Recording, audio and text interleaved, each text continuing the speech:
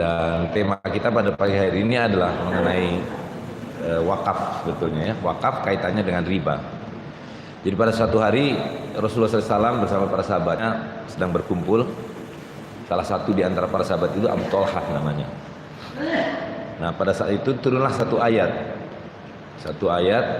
A'udzubillahi minasyaitonirrajim, lan tanal biru hatta tunfiqu mimma tuhibbun. Belum akan sampai pada kebajikan yang sempurna seseorang sebelum dia infakkan, sebelum dia sedekahkan harta yang paling dicintainya, mimma tuhibbun, dari semua yang dia cintainya. Nah ketika mendengar ayat ini turun, Abu Thalhah berkata pada Nabi, "Ya Rasul, saya punya satu kebun kurma di satu tempat," disebutnya. Nah, lalu Rasul melihat tempat itu, lalu dia berkata, "Saya belum pernah melihat kebun kurma yang sebagus ini." Lalu Abu Thalhah bertanya, "Lalu harus saya apakan?" Karena Allah SWT berfirman tadi itu, bahwa belum sampai pada kebajikan sempurna sampai seseorang menginfakkan semua yang dicintainya. Lalu Nabi mengatakan, "Kalau kau mau, peliharalah baik-baik kebun kurma ini, kamu sedekahkan, dan kemudian kamu ambil buahnya untuk menjadi jariyah." Nah inilah yang disebut sebagai wakaf. Jadi dalam hadis yang lain Nabi mengatakan bahwa Bani Adam itu ketika meninggal semua tertinggal kecuali 3 hal, ya kan? Yang pertama adalah harta yang disedekahkan, dan yang dimaksud harta di sini adalah jariyah. Jadi sedekah itu ada sedekah biasa, ada sedekah jariyah. Dan yang kedua adalah pengetahuan yang diamalkan, itu juga menjadi jariyah. Dan yang ketiga adalah anak-anak soleh yang mendoakan orang tuanya. Nah jadi ketika wakaf ini berlangsung, dan sejak itu menjadi tradisi di dalam kalangan muslim, bahwa harta itu kemudian diserahkan kepada Allah SWT, dan kemudian yang diambil adalah buahnya. Jadi Nabi mengatakan, tanamlah pokoknya dan ambil buahnya. Nah itulah sedekah jairah, wakaf. Nah jadi ketika wakaf itu ada, 2/3 dari Istanbul itu adalah wakaf. Al-Azhar, satu institusi pendidikan, itu wakafnya melebihi anggaran negara Mesir sesudah dia menjadi negara. Sebelumnya tidak ada negara. Islam itu tidak mengenal negara. Islam adalah pemerintahan tanpa negara dan perdagangan tanpa riba. Nah ketika modus modern ini masuk, semua wakaf-wakaf itu diambil alih, dinasionalisasi, dan kemudian sistem kesejahteraan muslim yang datang dari wakaf itu digantikan oleh sistem riba. Jadi Allah SWT berfirman, "Yamhaqu riba wa yurbi shadaqatan." Allah menyuburkan sedekah dan memusnahkan riba. Yamhaqu riba wa yurbi shadaqah. Allah memusnahkan riba dan menyuburkan sedekah. Nah hari ini kita hidup membalik dari apa yang diperintahkan oleh Allah SWT, yaitu kita menyuburkan riba, dan karena itu sedekah mati. Ya kan? Di zaman tetua kita terbiasa orang bersedekah 5 hektar, 2 hektar sawah, 3 hektar kebun, dan seterusnya. Ini orang sejengkal tanah pun berpikir, karena harganya sudah berjuta-juta. Itu. Nah ini adalah akibat dari sistem riba. Dan karena itu kita harus memahami riba ini apa? Karena riba adalah persoalan yang sangat mendasar, yang hari ini sudah menjadi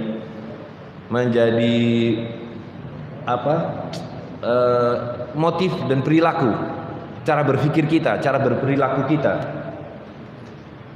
Bahkan Allah SWT sudah mengingatkan, ya kan, orang-orang yang makan riba, maka dia tidak akan bisa berdiri dengan tegak. Dia akan seperti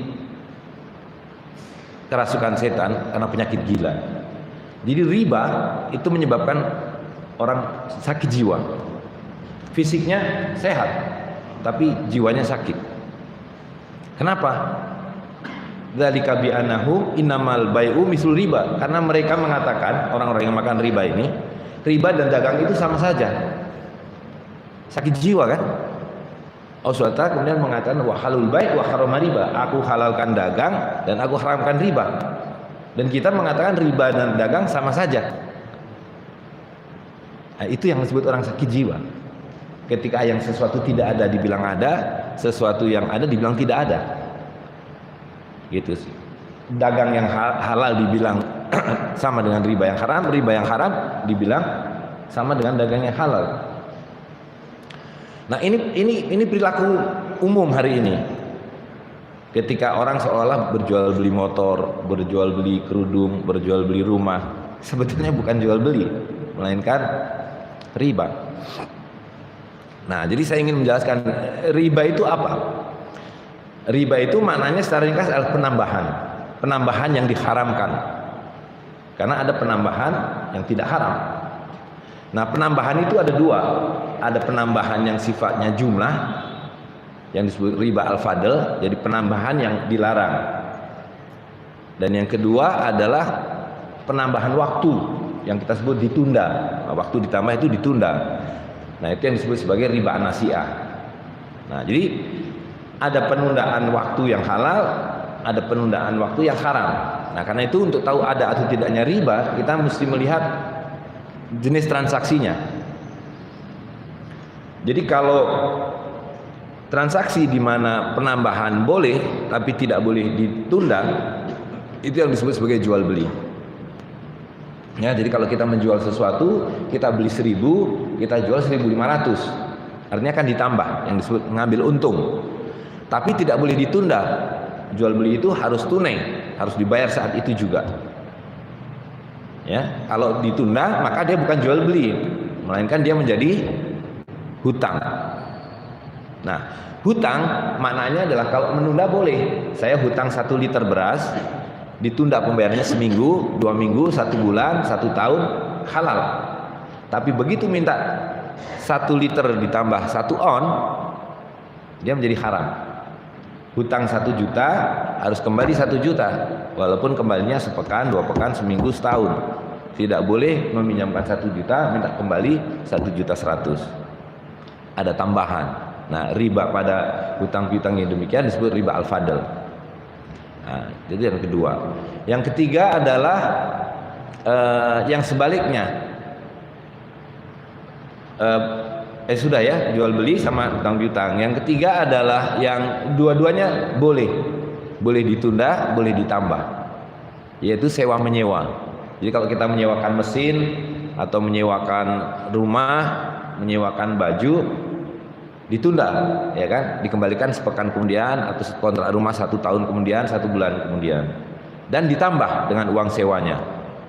Nah, jadi sewa boleh ditambah, boleh ditunda, tapi tidak semua benda halal disewakan. Ada yang tidak boleh disewakan, yaitu benda-benda yang sekali pakai habis.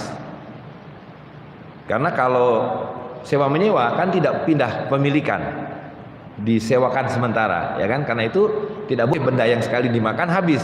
Kalau benda yang dikonsumsi habis berarti pindah pemilikan, dihabiskan. Karena itu tidak boleh disewakan. Apa contohnya? Satu barang yang sekali dikonsumsi habis.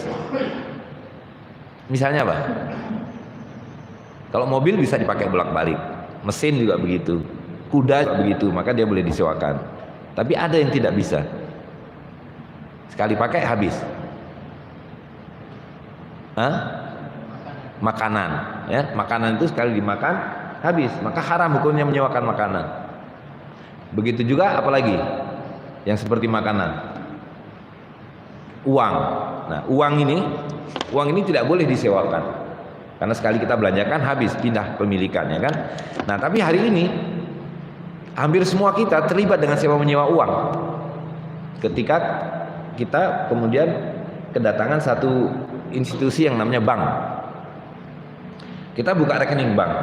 Nah, ketika kita menyerahkan uang pada bank, dia sewa uang itu dengan uang sewa 5%. Dia sebutnya bunga, bukan sewa, ya kan? Tapi kan kita tiap bulan dikasih uang. Nah, oleh bank, uang itu disewakan lagi pada orang yang mau beli mobil nggak punya uang, mau beli rumah nggak punya uang, dikasihlah namanya kredit pemilikan rumah, kredit mobil, bahkan sekarang kredit naik haji. ya kan? Nah, dengan dipinjamkan uang itu kita disuruh bayar sewanya. Katakanlah 20%, 15%. Nah, itu sewa menyewa uang. Nah, itu haram. Nah, yang terakhir adalah yang dua-duanya tidak boleh. Tidak boleh ditambah, tidak boleh ditunda. Itu yang disebut pertukaran, sorf. Nabi mengatakan emas dengan emas, perak dengan perak, gandum dengan gandum, jawabut dengan jawabut, kurma dengan kurma, garam dengan garam. Harus tunai dan sama, gitu. Nah, jadi dua benda yang sama ini, terutama yang merupakan alat tukar, itu harus persis sama di bertukarkannya, ya. Nah, jadi kita penting memahami definisi dan batas-batasan riba ini, karena sekarang kita bertransaksi menggunakan secari kertas, di mana secari kertas ini ada dua riba sekaligus, yaitu riba al-fadl, penambahan yang haram, dan riba an-nasi'ah, yaitu penundaan yang haram. Nah, jadi kita mesti paham dari mana datangnya uang kertas ini. Ya, uang kertas ini belum lama. Dulu tetua-tetua kita dari Aceh sampai Goa, sampai Ternate, sampai Papua, kalau jual beli pakai apa? Ya, apa uang kita dulu? Emas, ya kan? Koin emas, koin perak. Atau kalau tidak ada emas, tidak ada perak, bisa membayar dengan jagung, bisa membayar kedelai. Di Jawa itu kalau orang panen, yang membantu panen itu tidak dibayar dengan ini, tapi dibayar dengan sebagian dari hasil panen itu. Jadi Allah SWT mengharamkan jual beli yang dipaksakan. Ya, la ta'kulu amalu bainakum bil batil ila antakuna tijaraten antara diminkum. Janganlah kalian memakan harta saudaramu secara batil, kecuali, nah ini yang halal. Satu-satunya memperoleh harta yang halal adalah antakuna tijaratan antara diminkum, melalui jual beli yang redo sama redo. Jadi haram hukumnya mengatakan bahwa saya di sini hanya boleh berjual beli dengan dolar Amerika, atau di sini hanya boleh berjual beli dengan yen Jepang, atau hanya boleh berjual beli dengan rupiah. Itu haram. Karena Allah menyatakan harus redo sama redo. Jadi kalau ada orang mengatakan saya mau beli ayam saudara, saya bayar pakai jagung. Nah, kalau dua-duanya mau, bismillah. Jagung dibayar dengan ayam, ayam dibayar dengan jagung. Saya mau bayar beli baju, saya bayar dengan kedelai. Kalau redo sama redo, bismillah. Itu boleh. Ya. Nah, jadi itu yang pertama. Nah, ini redo sama redo nggak? Kalau kita berjual beli pakai ini. Ini dibawa ke Singapura, saya mau beli kopi segelas, laku udah? Nggak laku. Mereka bilang, ya Anda di sini harus wajib menggunakan dolar Singapura. Tapi ada tapinya. Kertas saya yang namanya dolar Singapura itu nilainya 10.000 kali lipat dari kertas saudara. Betul nggak? Jadi ini dipaksakan, dan dengan pemaksaan itu timbulnya kezaliman. Sekarang saya kasih contoh ini ya. Kalau dua benda ini kan persis sama. Kalau saya tukarkan, saya beli satu air ini dengan satu air ini, orang mau enggak? Kira-kira segelas air ditukar dengan segelas air, mau kan? Dan adil tidak? Satu gelas ditukar segelas, adil. Saya bawa ke Singapura, saya tukar gelas ini di Singapura dengan gelas ini, mau enggak orang? Mau, karena sama, adil kan? Di Amerika juga begitu, di Jepang juga begitu. Nah, sekarang mereka mengatakan, sekarang Anda tidak bisa bertransaksi begitu, you mesti pakai ini. Karena ini sekarang yang sudah kita ciptakan dan Anda pakai ini. Nah, lihat. Sekarang harga ini berapa? Di Makassar ini. Ya? 1.000 katakanlah, 1.000. Nah, jadi kalau saya beli 1.000 dapat satu. Sekarang bawa uang 1.000 bawa ke Singapura. Saya mau beli satu gelas air ini 1.000 rupiah. Dikasih nggak sama dia? Nggak dikasih. Dia bilang di sini harganya $1. Betul nggak? Jadi kita harus membayar 10.000 untuk mendapatkan 1 gelas air. Nah, orang Singapura datang ke sini bawa uang $1. Saya mau beli $1 air ini, saya minta 10. Kita kasih enggak 10? Kita kasih. Karena kita berhasil diyakinkan bahwa $1 Singapura sama dengan 10.000 kali lipat rupiah. Lihat, ya.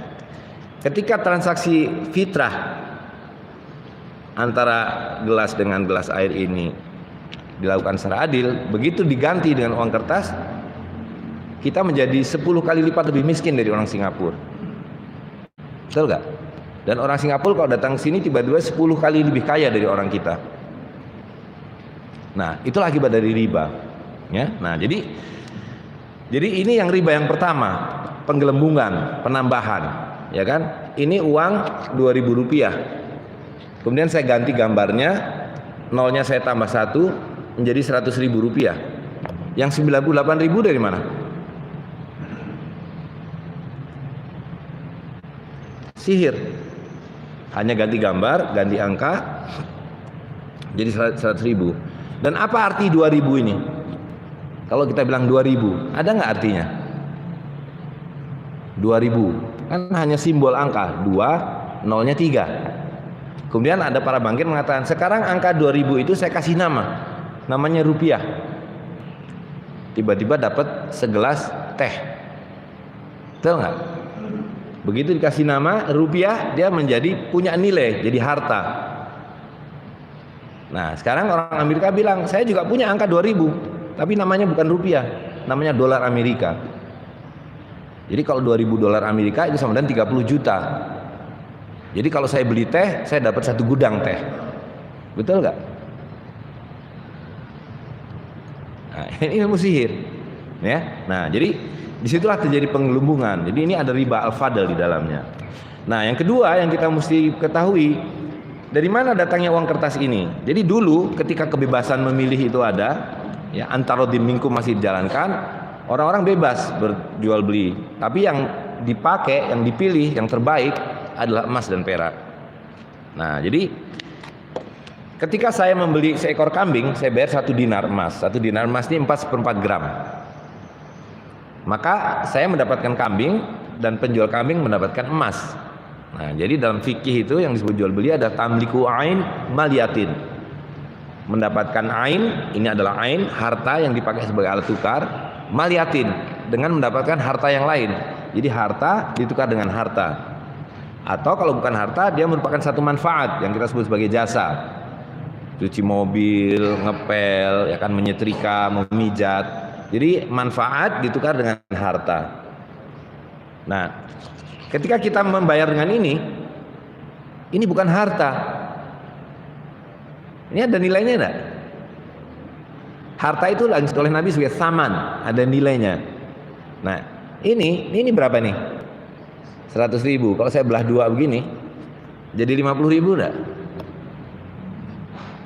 Kalau saya belah 4 begini, jadi berapa?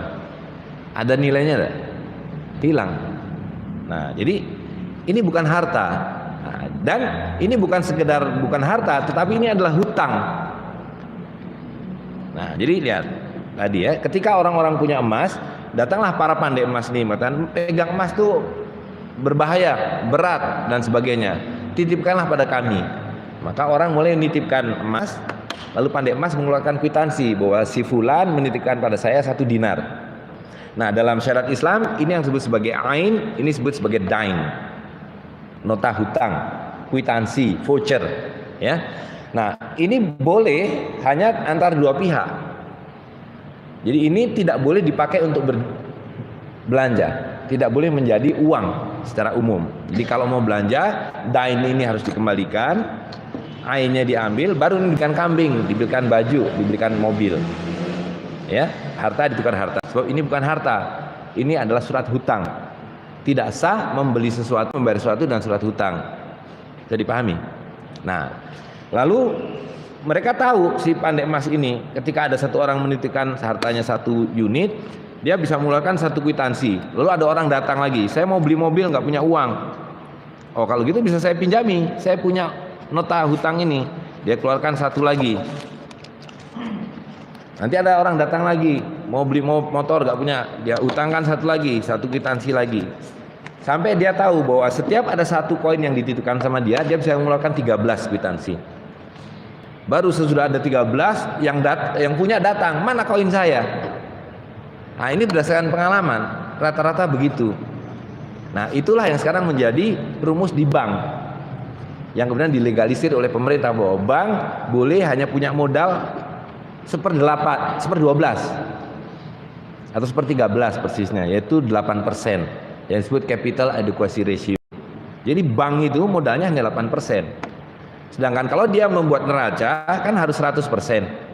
Kalau yang ngerti akuntansi paham, yang asetnya 100, liability-nya 100. Nah, jadi bank punya kesempatan secara legal mencetak uang dari modal yang 8% menjadi 100%. Bagaimana cara bank mencetak uang? Tadi itu, lihat ya, tadinya kan satu emas, satu kwitansi. Nah, terus ada orang datang mau hutang, dia cetak lagi uang. Satu lagi, dua. Ada lagi datang orang pinjam hutang, dia cetak lagi uang. Jadi bank itu mencetak uang dengan cara membuat hutang. Jadi kalau bapak-bapak sekalian berhutang pada bank, itu uangnya baru dicetak saat itu. Ya, jadi kita kalau di sekolah kan diajari bahwa di bank adalah tempat orang menaruh uang kemudian didistribusikan pada orang lain, kan gitu. Nah, itu tidak betul. Jadi bank kerjanya adalah mencetak uang dari kredit dan ditambah bunga, kredit berbunga, gitu. Nah, jadi sekali lagi bahwa ini pertama ada penggelembungan, yaitu ada riba al-fadl. Yang kedua adalah riba nasiah. Tadi kalau kita membayar dengan ini berarti kita membayar dengan hutang, tidak tunai, ada yang ditunda. Nah, jadi kalau kita lihat status uang ini sampai hari ini tidak berubah secara hukum, bahwa uang beredar ini adalah nota hutang bank sentral kepada siapapun yang memilikinya.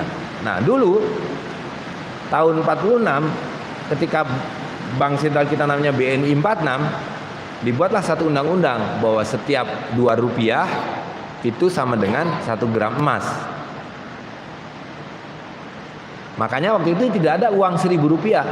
Karena kalau ada uang 1.000 rupiah, maknanya adalah 1.000 dibagi 2, 500 gram emas, setengah kilogram emas. Nah, jadi kalau uang 100.000 ini berapa kilogram emas?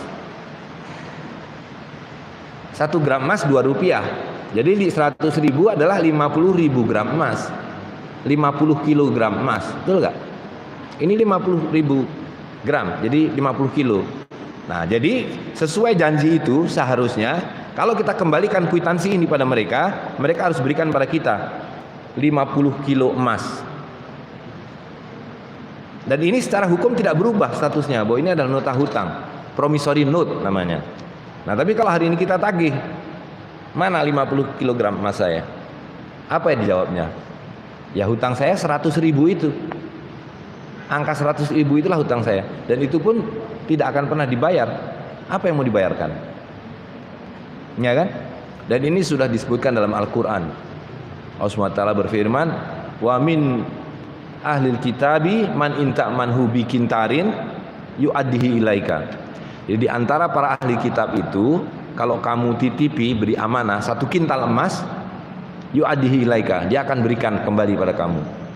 Wa minhum, tapi ada di antara mereka ya, man inta manhu bi dinarin, kalau kamu titipi 1 dinar saja, ini 1 dinar ini dititipkan, la yu'addihi ilaika, tidak akan mereka berikan kecuali kamu tagih. Dzalika bi anahum qalu laisa alaina fil ummiyina sabilun. Mereka berkata karena kami tidak punya tanggung jawab kepada selain ahli kitab. Allah berkata mereka berdusta. Mereka berdusta karena sesungguhnya amanah itu harus ditunaikan kepada siapapun. Ya, jadi tidak mau itu ahli kitab, mau itu ummiyin, yang begitu ada janji harus diberikan.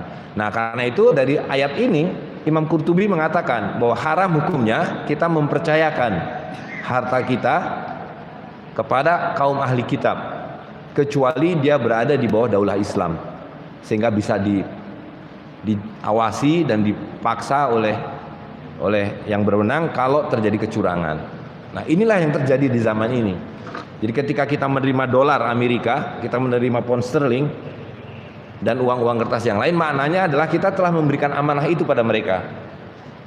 Dan semula memang demikian, bahwa emas dan perak ini semua ada di kantong-kantong tetua kita, ya kan? Nah, ada satu peristiwa di Amerika tahun 29, di mana Amerika mengalami kebangkrutan, lalu dibuatlah keputusan presiden bahwa seluruh emas rakyat Amerika harus diserahkan kepada bank sentral. Tidak cuma-cuma dibeli dengan harga $20 per ounce. Nah, itu tahun 1933. Ketika 1934, kemudian di setiap uang kertas ini dulu tertulis, misalnya $10, ya kan? Ada tulisannya dalam emas murni atau $10 dalam emas, dalam koin emas, dan harus dikembalikan kepada pemiliknya kalau diminta. Ditulis di uang ini. Nah, begitu tahun 34 keluar uang baru sesudah emas semua dirampas, tulisannya berubah bahwa $10 yang harus diserahkan kepada siapapun yang memintanya. Kata-kata dalam emas dihapus. Nah, tapi mereka mengatakan bahwa jangan khawatir, setiap saya mencetak uang kertas ini, saya backup dengan emas. Tapi emasnya tidak lagi berupa koin, sudah menjadi emas batangan. Nah, kalau rakyat kemudian mau memiliki emas, boleh, tapi dengan cara membeli. Jadi ingat, pertama, emas itu adalah milik rakyat, hanya bisa diperoleh dengan cara mengembalikan kwitansi. Ya kan? Sekarang sesudah emasnya diambil, dirubah menjadi batangan, disimpan, dan kita diberi kertas. Pakai saja ini kertas, karena ini sudah menjadi seperti emas. Kalau mau punya emas harus beli, tapi harganya sekarang bukan 20 lagi, melainkan $35 per ounce. Jadi didevaluasi. Nah, itulah sesungguhnya yang terjadi, bahwa perubahan dari koin emas dan perak menjadi kertas adalah perampokan. Ya kan?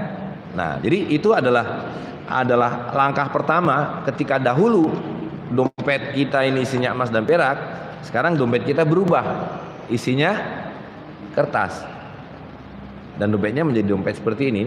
Ini dompet riba ini, karena istrinya alat riba, ya kan? Nah, pertanyaan, emasnya kemana? Allah SWT berfirman, walladzina yaknizuna dzahaba wal fiddah wa la yunfiquna fi sabilillah fabashshirhum bi'adzabin alim.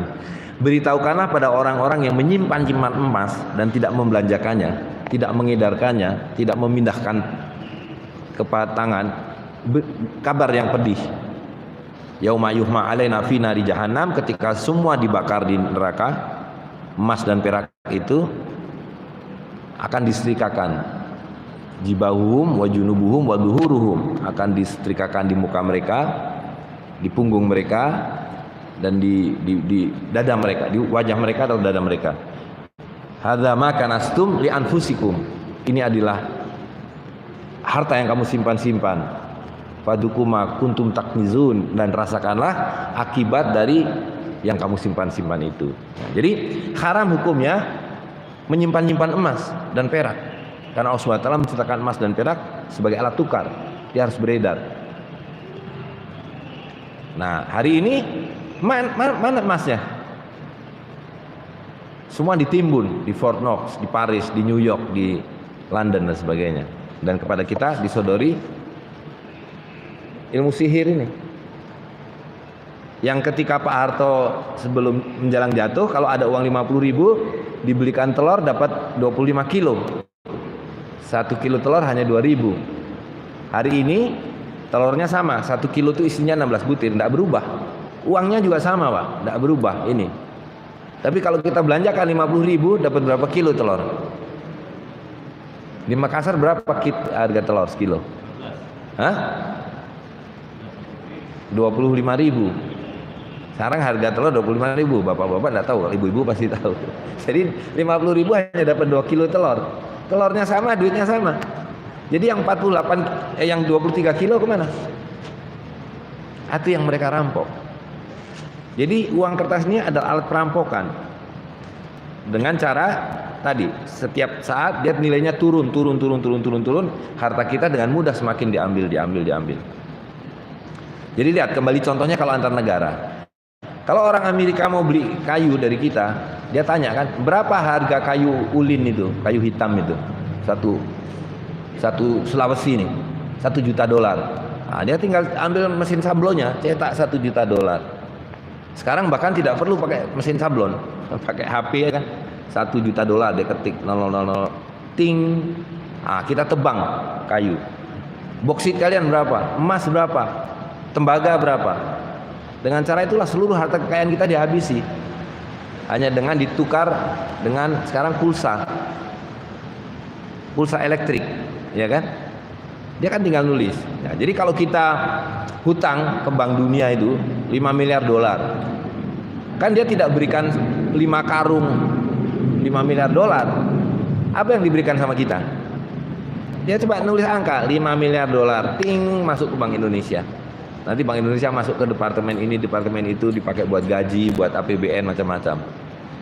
Tapi ketika kita mengembalikan hutang itu, bisa kita hanya mengetik $5 miliar, saya kembalikan, ting. Apa mereka bilang? Tidak bisa. You mesti mengembalikan hutang saya dengan US dollar. Makanya harus punya devisa namanya. Ini dari mana dapat dolarnya? Ya beli dari saya. Caranya yaitu tebang kayu kalian, ambil boksit, ambil mineral, ambil cakalang, tuna dan seterusnya. Nah, jadi ini adalah kezaliman dan ketidakadilan yang luar biasa akibat dari riba. Nah, jadi hari ini kita semua, Nabi mengatakan akan datang satu zaman, yu'ti zamanun ala nas, ya, akan datang zaman yakuluna riba, ketika semua makan riba. Para sahabat nanya, kuluhum, semua? Nabi tidak menjawab kuluhum, tidak menjawab semua, tapi Nabi menjawab bahkan mereka yang menolak riba pasti terkena debunya. Karena riba sudah menjadi sistem, ya kan? Jadi kita semua sadar tidak sadar, suka tidak suka, rela tidak rela, kita ini dibuat makan riba setiap saat. Kita duduk di sini nih, ini ada riba, di bangku ini ada riba, di air ini ada riba, di sajadah kita ada riba. Karena semua diproduksi berdasarkan hutang berbunga, ya kan? Dan semua yang kita pakai ini adalah instrumen riba. Nah, itulah sebabnya sedekah kemudian mati. Dan riba ini membuat orang tadi sakit jiwa. Bayangkan, ini kan selembar kertas dan kita mempercayainya bahwa ini adalah harta, dan semua orang mengejar-ngejar ini. Sihir yang tidak ada. Itulah yang Allah Subhanahu wa Ta'ala sampaikan, penyakit jiwa, sakit gila. Kita dibuat seperti itu, gitu. Nah, lalu secara real kehidupan pun dibikin menjadi sulit. Jadi misi bank yang paling utama adalah membuat semua orang miskin, supaya beli rumah tidak bisa tunai, beli mobil tidak bisa tunai, beli motor tidak bisa tunai, ya kan? Menjaga kesehatan tidak bisa tunai. Solusinya apa yang diberikan? Kalau beli mobil, beli rumah, beli apapun sekarang solusinya apa yang ditawarkan? Hutang, kredit. Jadi problemnya didatangkan karena riba, solusinya juga riba. Nah, begitu juga kesejahteraan sosial kita. Jaminan kesehatan, jaminan pendidikan, pensiun, semua menggunakan instrumen riba. Ya kan? Asuransi, dana pensiun, gitu. Nah, lihat. Jadi apa yang saya sampaikan pertama, bahwa sebenarnya kita punya instrumen kesejahteraan sosial, yaitu wakaf. Di mana Nabi mengatakan wakaf itu tanamlah pokoknya dan ambil buahnya. Itu sebabnya dikatakan menjadi jariyah, menjadi amal yang pahalanya terus-menerus diberikan. Nah, jadi apa solusi kita terhadap riba ini? Ya, pertama tadi kita harus kembalikan wakaf. Hidupkan kembali wakaf-wakaf. Hari ini tidak ada wakaf. Orang wakaf dibikin masjid. Nah, itu salah satu bentuk wakaf.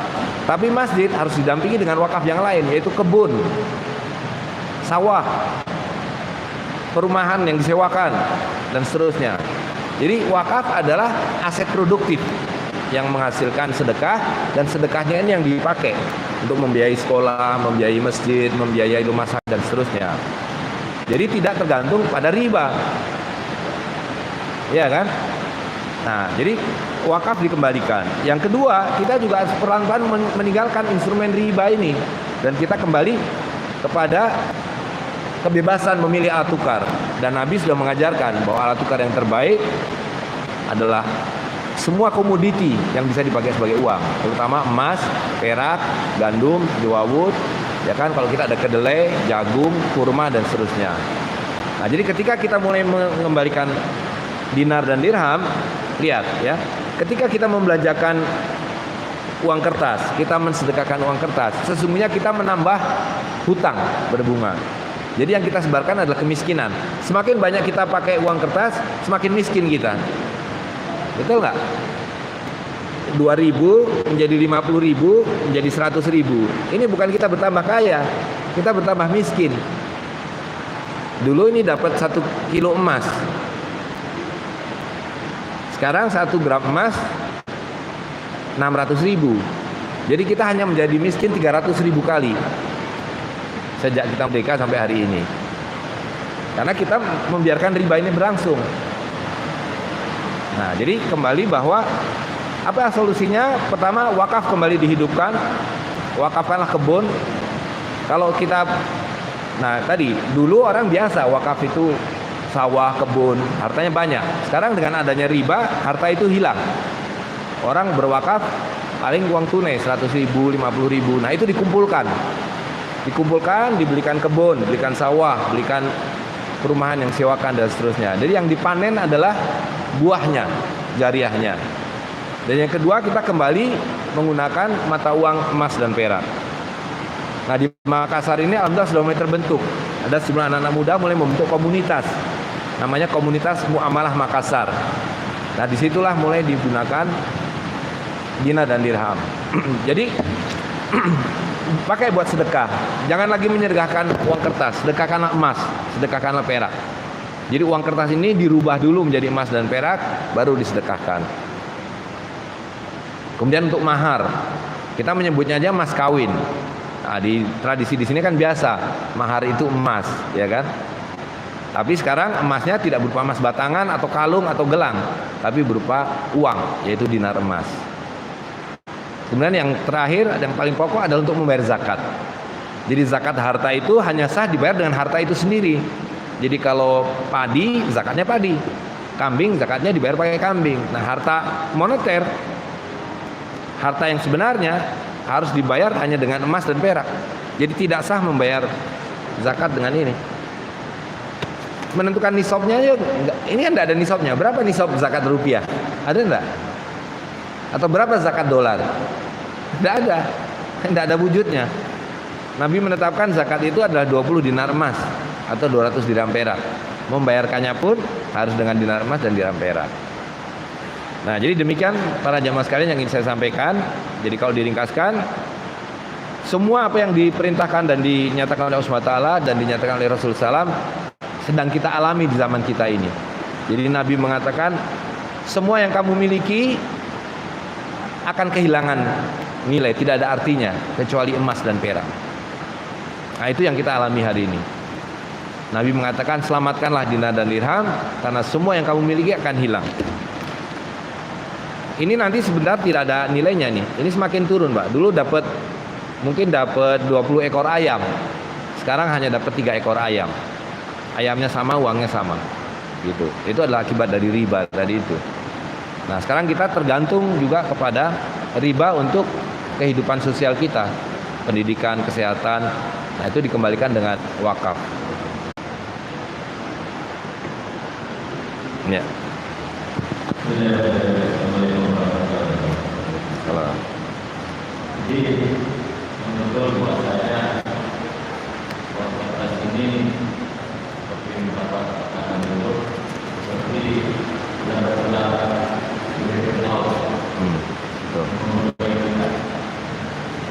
kita dari dulu menggunakan uang emas, dulu 1 dinar emas sebeli 1 ekor kambing. Kalau kita pakai uang ini dari dulu sampai sekarang, kita sama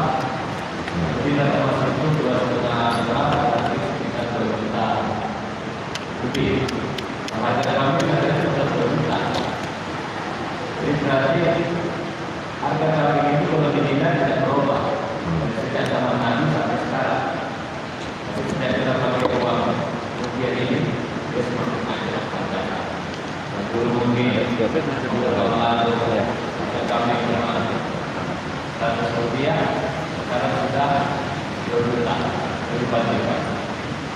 Ini pembodohan betul. Nah, sekarang bagaimana caranya kita mulai daripada pertukaran uang itu kalau tidak didukung sama pemerintah? Sekarang saya beli dinar, saya sudah katakan ke orang itu tukar lagi rupiah, akhirnya tidak berputar. Ya, jadi saya kalau misalnya kita berjuang begitu, tapi kalau tidak didukung oleh pemerintah dan tidak disahkan seperti itu, tetap akan kembali lagi ke uang kertas itu tadi. Harta saya tukar ke dinar, saya belanja ke dinar, orang itu tukar ke rupiah, jadi lagi rupiah lagi, jadi kertas lagi. Jadi bagaimana solusinya? Kalau kita tidak didukung oleh negara atau ulama, susah untuk memulainya. Iya, betul bahwa masalah dinar dan dirham ini adalah bagian dari amr. Nah, apa yang tidak ada dari kaum muslimin hari ini dibandingkan kaum muslimin yang dulu? Kenapa kaum muslimin yang dulu bisa menjalankan muamalah dengan dinar dan dirham? Karena ada amr. Siapa pemegang amr di tanah Makassar ini? Sultan Hasanuddin namanya. Dan sultan-sultan sebelumnya dan sultan-sultan sesudahnya. Ya. Jadi Allah SWT memerintahkan kita atiiullah wa atiiur rasul wa ulil amri minkum. Taatilah Allah, taatilah Rasul dan para ulil amri di antaramu. Nah, pada waktu itu umat Islam memiliki ulil amrinya. Siapa ulil amri itu? Ulil amri adalah orang-orang yang menegakkan dan melindungi syariat Islam.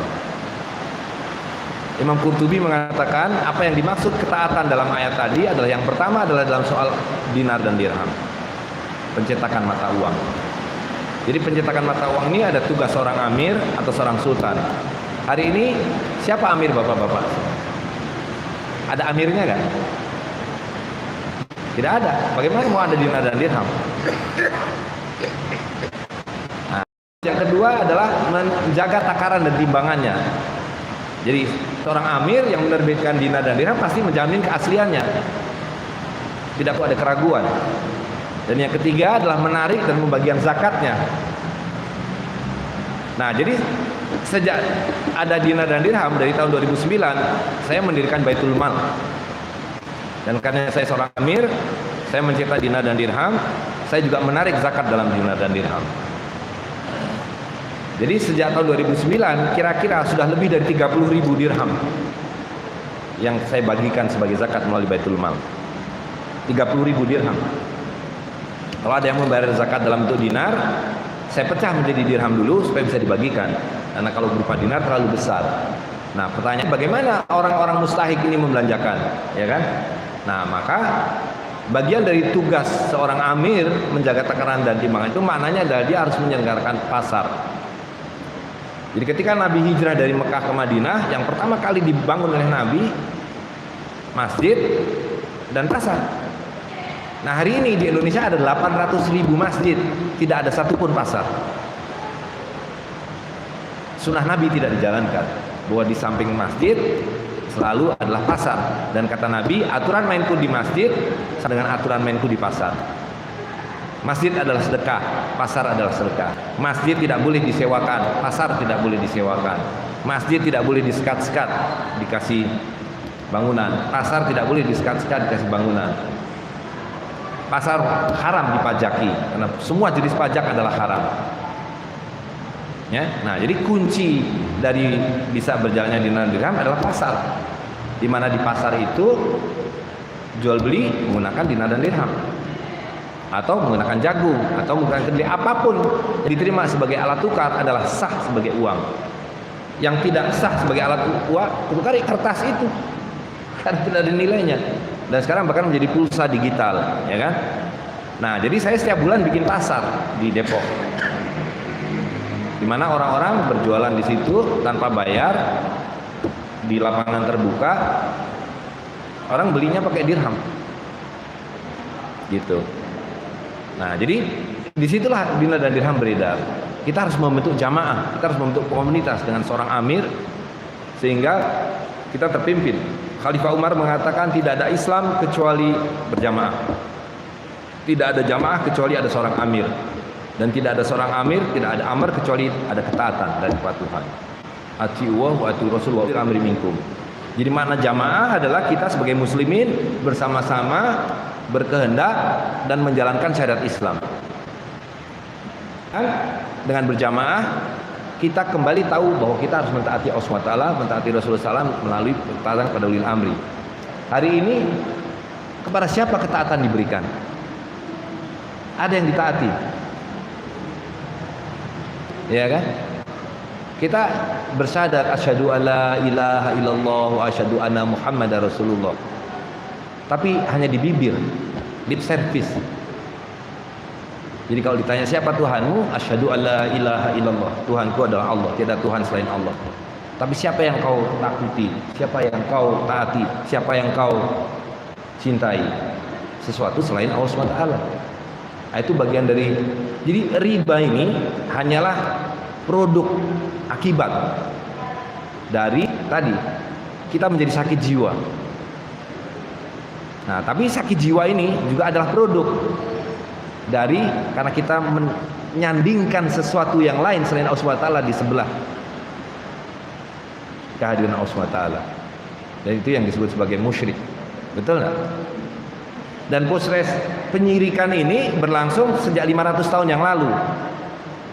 Nah, coba lihat apa yang terjadi di Nusantara ini. Jadi ketika masyarakat kita masih berpegang pada tauhid, syahadatnya bukan hanya di mulut. Ada sultan, para sultan ada qadi, ada mufti, ada fakih-fakih.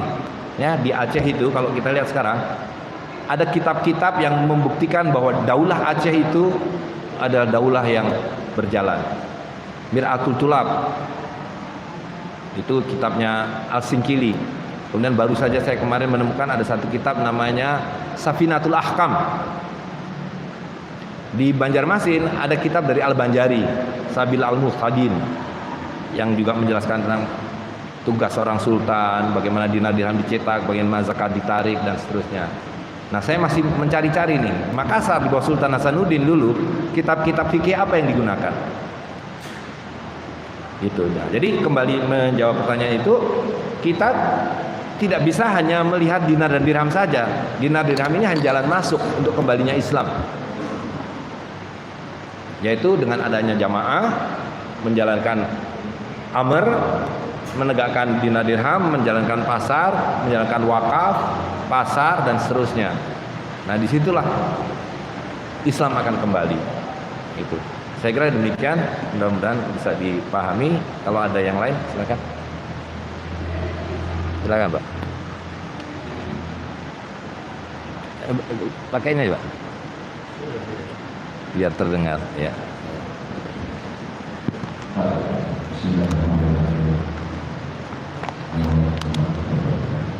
Waalaikumsalam.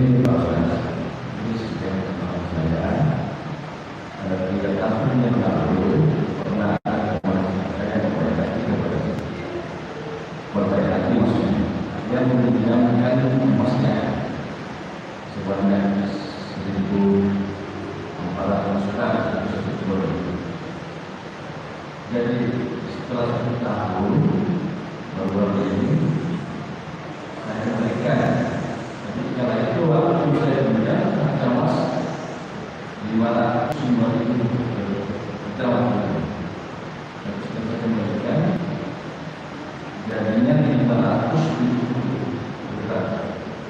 Itu apa yang kita mengatakan bahwa Ya. yang kedua pertanyaannya menjual dua harga. Saat kita membeli tunai, transaksi tunai, Ya. itu kan ada harga seumpama 1 juta. Ketika kita membeli, meminjamkan, itu terjadi harga 1,5 juta. Ya. Sehingga itu dikatakan bahwa menjual dua harga. Apakah dikatakan bahwa itu masuk riba? Dan ketiga pertanyaannya, pembelian emas secara tidak tunai, apakah dikatakan bahwa itu riba? Karena saya mendengar itu bahwa pembelian emas harus secara tunai, tidak cash and carry kepada. Ya, jadi ada 3 pertanyaan. Jadi cara kita melihat kehidupan, melihat muamalah, maka kita harus melihatnya dengan cara pandang muamalah. Nah, tapi hari ini cara pandang muamalah ini sudah tidak ada. Cara pandang kita adalah cara pandang riba, kapitalisme. Misalnya tadi ya, kasus emas yang dipinjamkan. Nah, pinjam meminjam itu kalau dengan uang kertas batil. Karena uang kertas ini kan hutang. Jadi kalau kita menghutangkan hutang, nah itu batil. Satu. Yang kedua, ini bukan harta. Kita meminjamkan 100.000 ini apa artinya? Minjamkan 100.000 hari ini atau 5 tahun yang lalu dengan 100.000 hari ini beda. Dulu dapat 5 kilo telur, hari ini cuma dapat 1 kilo telur. Ya kan? Karena itu batil hutang piutang dengan uang kertas ini. Seperti hanya batil kita berjual beli dengan uang kertas. Jadi sudah betul bahwa saya meminjam 1,4 kg emas, kembali 1,4 kg emas. Tidak boleh dikaitkan dengan rupiah. Gitu.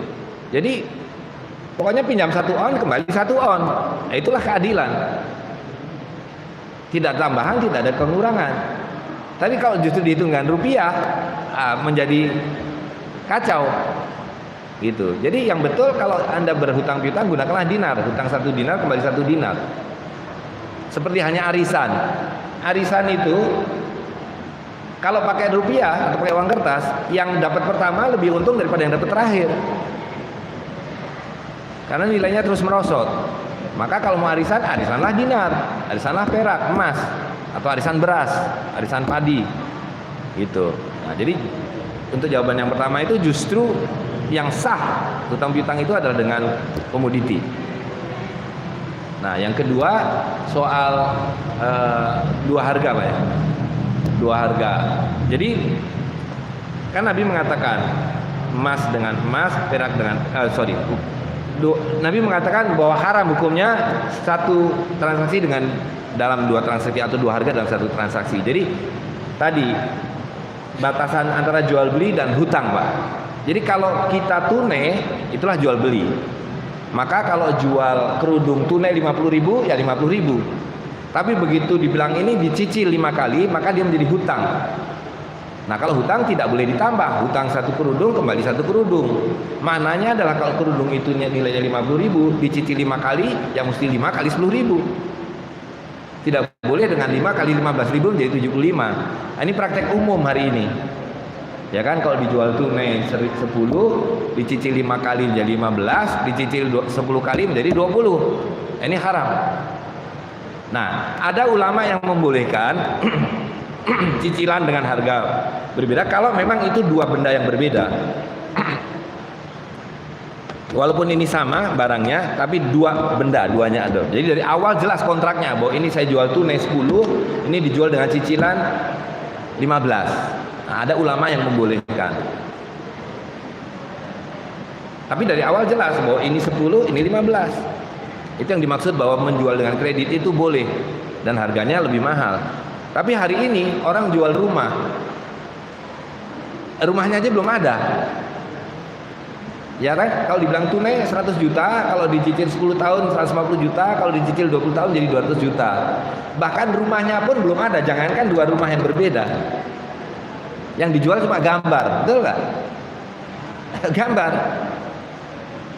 Nah, itu lebih gaib lagi, barang gaib yang dijual. Itu. Nah, jadi sekarang ini selalu dipertanyakan ini karena mau dijadikan pembenaran bahwa menjual kredit dengan harga lebih itu adalah halal. Nah, itu haram. Gitu. Nah, yang ketiga berkaitan dengan apa tadi, Pak? Pertanyaan ketiga? Oh ya, bahwa emas itu harus ditunai. Nah, sekali lagi, kita hanya bisa mengerti itu dengan kacamata muamalah. Nah, jadi yang Nabi katakan adalah emas dengan emas, perak dengan perak, harus tunai dan sama. Emas dengan perak boleh tidak sama, tapi harus tunai, ya kan? Nah, lalu banyak ulama sekarang, ustadz ini yang nggak paham, melihat dengan kacamata riba, kacamata kapitalisme. Uang kita kan sekarang ini, lalu ini emas ini adalah komoditi. Maka ketika ini ditukar dengan ini menggunakan hukum itu bahwa ini tidak boleh ditunda. Yang tidak boleh ditunda itu kalau emas dengan emas, perak dengan perak, atau emas dengan perak. Tapi kalau emas dengan gandum atau emas dengan baju, perak dengan baju, boleh. Nah, jadi dalam keadaan sekarang sebenarnya apapun transaksi kita menggunakan uang kertas adalah haram. Mau tunai, mau dicicil, ini haram.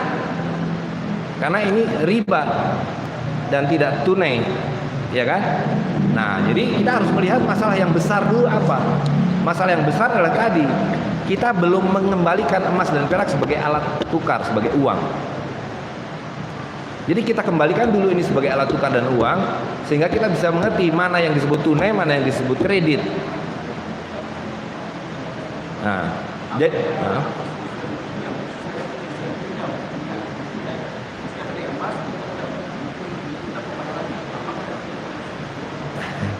tadi yang itu tidak boleh kalau bayarnya dengan emas atau bayarnya dengan perak. Jadi posisi emasnya yang harus dijadikan alat tukar, jangan emasnya yang dijadikan komoditi, kemudian ini yang dianggap sebagai alat tukar. Bisa dipahami maksud saya? Nah, ketika kita melihat bahwa ini sebagai uang dan emasnya sebagai barang, sebagai komoditi, maka seolah-olah ini terjadi pembayaran yang tadi kalau dicicil menjadi tidak tunai, bahkan dibayar tunai dengan ini pun tidak tunai. Itu maksud saya. Gitu. Jadi kita harus dudukkan dulu persoalan yang besarnya dulu, bahwa kita harus dudukkan dulu ini nih harus disingkirkan. Jadi kalau jual beli emas tidak dengan ini, tapi dibayar dengan beras, dengan jagung, dengan rumah dan sebagainya. Gitu. Jadi kita paham, oh kalau begitu boleh saya membayar jagung dengan emas secara cicilan. Yang tidak boleh adalah kalau emas ditukar dengan emas atau perak dengan emas. Perak dan emas atau emas dengan perak dan perak. Gitu. Jadi jawabannya tidak ada bisa mengatakan bahwa boleh dicicil atau tidak dengan ini. Karena bahkan dibayar tunai pun dengan ini tidak sah, Pak. Itu yang saya maksud, bahwa kita melihat hukum syariat harus dengan hukum syariat. Tidak bisa hukum masalah syariat diselesaikan dengan hukum buatan manusia. Nah, itu yang dimaksud bagian dari syirik. Bahwa Allah telah memerintahkan sesuatu, ya kan? Kita tidak mentaati, kita menggunakan sesuatu yang lain yang kita ciptakan sendiri, yaitu hukum buatan manusia ini. Nah, ini kalau kita baca buku teks, uang kertas ini namanya uang fiat. Fiat. Nah, fiat itu bahasa Latin yang artinya sama dengan kun. Kun fayakun. Jadi itu hanya hak prerogatif Allah SWT untuk menciptakan sesuatu dari yang tidak ada menjadi ada. Betul nggak? Nah, mereka menyebut ini uang fiat karena sesuatu yang tidak ada, kemudian pemerintah mengatakan ada 100.000 rupiah, 100.000 dolar, tiba-tiba menjadi satu truk kopi atau satu truk kelapa sawit. Nah, itu melampaui hak prerogatif Allah SWT. Dan karena itu penciptaan uang kertas adalah perbuatan syirik. Itu perbuatan syirik karena dia mengatakan saya lebih dari Tuhan. Tuhan hanya bisa menciptakan sekian banyak. Itu sebabnya Imam Malik mengatakan janganlah kalau kamu bertransaksi jual beli ada tambahan di salah satunya, bahkan hanya selembar rumput. Itu riba. Jadi riba itu melawan fitrah. Allah SWT menciptakan alam ini tidak ada yang berubah. La tabdila ila khalqillah, kata Allah SWT. Tidak ada yang berubah dari ciptaan Allah SWT. Jadi kalau rumput itu diciptakan 10, ya 10. Maka ketika mau ditambahkan satu, dari mana yang satu itu? Sama, ya. Harta ini, sumber daya alam ini Allah ciptakan terbatas. Para bankir mengatakan saya bisa membuat tidak terbatas. Berapapun harga bumi ini saya bisa beli kalau ada yang jual. Betul nggak? Berapa? 1 triliun dolar dia tinggal ketik. 1 triliun dolar. Ada yang jual satu lagi bumi, saya beli lagi. Bulan saya beli. Nah, jadi semua terbatas kecuali Allah SWT. Sekarang ada segelintir manusia yang mengatakan saya bisa membuat tidak terbatas. Saya melebihi dari Allah SWT. Jadi dulu Fir'aun mengatakan begitu dan mengendalikan rakyatnya dengan sihir, tadi seperti Bapak sampaikan. Hari ini sama. para bankir mengendalikan kita ini dengan sihir. Dengan sihir. Namanya uang fiat. Kun fayakun. Mereka mengatakan fiat. Ada dari yang tidak ada. Itu. Silakan yang lain, Pak. Ya. Bapak ini dulu ya.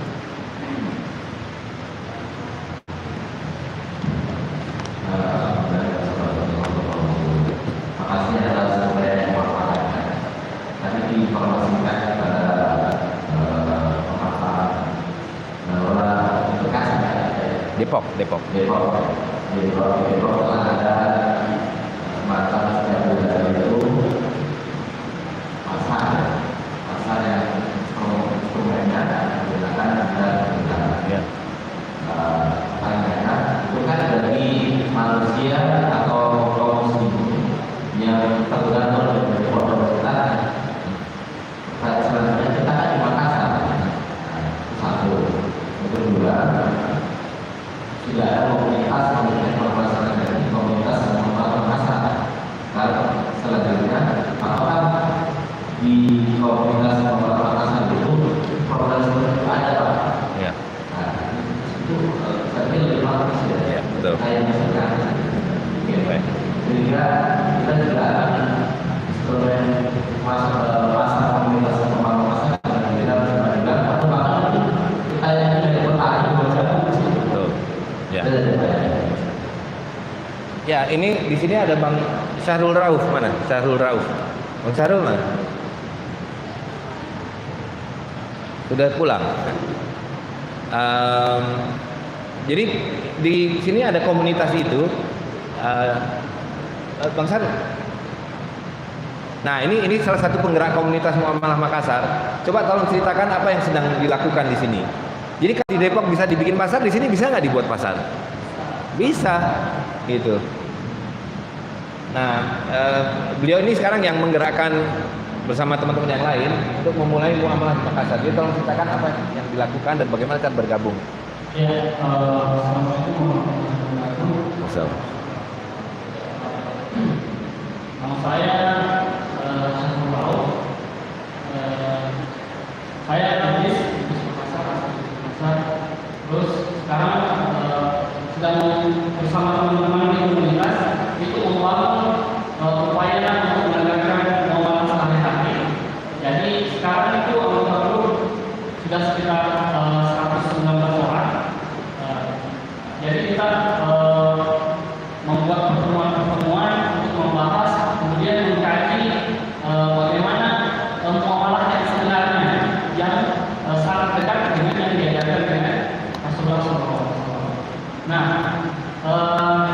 grup ini juga selain untuk belajar kajian muamalah, di grup ini juga kita bisa berjualan, jadi bisa berdagang yang sesuai dengan hukum-hukum muamalah.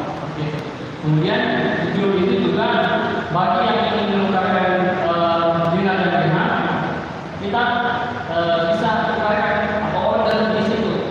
Nah, kemudian dikirim bersamaan dari Depok ke Makassar. Kemudian kita ambil sama-sama. Kemudian kita bahas apa yang perlu kita lakukan lagi untuk menegakkan muamalah di sekeliling kita, mulai dari diri kita sendiri. Ya, jadi di grup ini sudah mulai ada yang jual madu dibayar dengan dirham. Saya kemarin salah satu anggota grup ini bilang, saya jualan lada, saya punya 5.000 pohon lada. Nah, saya ingin punya dirham. Saya bilang, oke, berapa harga ladanya? Dia bilang 45.000 sekilo. Jadi oke, saya beli 1 dirham. Dia bilang, oke, 1 dirham dapat 1,5 kilogram lada. Itu. Nah, jadi apa yang harus kita lakukan adalah kita mengubah perilaku kita.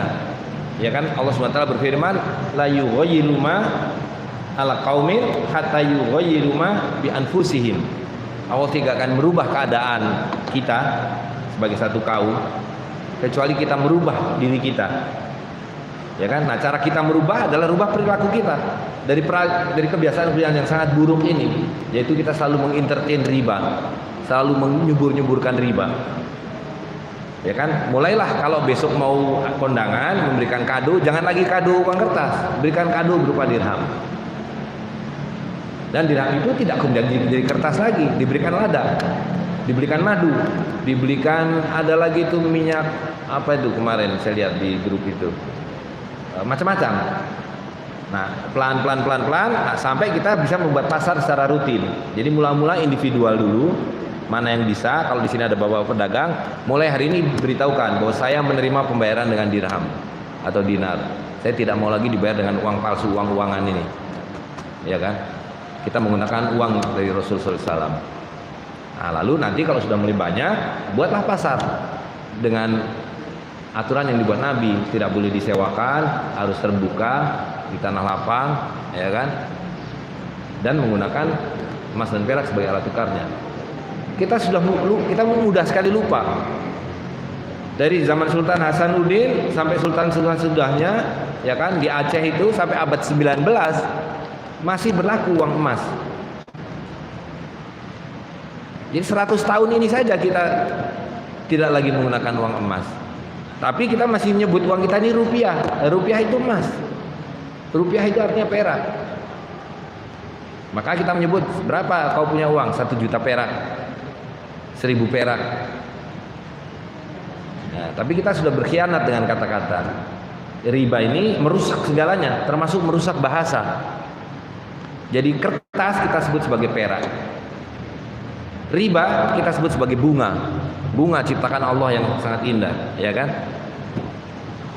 Allah SWT ketika menciptakan Nabi Adam, Allah berfirman, Allama Adama asma'akulaha. Kepada Nabi Adam diberitahukan nama-nama segala sesuatu. Ini air. Dan disebut air itu ada maknanya. Ini ayam, ada maknanya. Ini pohon, ada maknanya. Ada emas, ada perak. Nah, hari ini kata-kata dirusak oleh riba. Kata-kata dilepaskan dari maknanya, ya kan? Bunga dibilang sebagai riba, kertas dibilang sebagai perak, riba dibilang jual beli, gitu. Nah, karena itu kita kembalikan kata-kata itu sesuai dengan makna. Kita kembalikan suk, pasar. Kita kembalikan pasar seperti yang didefinisikan oleh Nabi SAW. Wakaf, kita kembalikan wakaf, bahwa wakaf itu bukan obligasi, bahwa wakaf itu bukan pasar saham. Wakaf adalah kebun, sawah, rumah-rumah yang disewakan dan seterusnya. Gitu. Jadi kita mulai dari diri kita sendiri, mulai sebagai satu komunitas. Gitu. Silakan, Bapak. Berikutnya.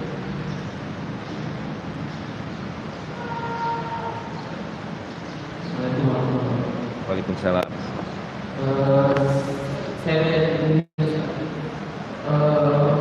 riba. Saya mau ulang itu sebenarnya cara pandang. Jadi pertukaran bersifat transaksional itu merupakan bagian daripada menghindari atau melakukan riba.